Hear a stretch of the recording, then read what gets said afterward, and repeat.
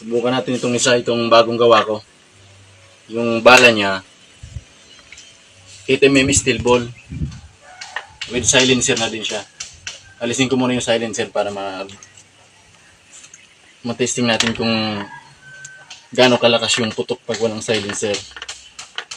Para yung mga umu-order sa akin, makikita nila kung ano yung quality ng gawa ko. Tanggal ko na yung silencer. Ito pala yung silencer niya.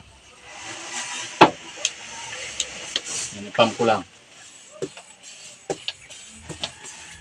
4 na pump. Stubig meter din to. Yan, nakalock. Nakalock yan. Di-unlock ko. Yan, naka-unlock na siya. Yan, testing. Yun, ang lakas. Malakas pag walang silencer. Automatic pump na din pala itong mga ka-hunter. Ngayon,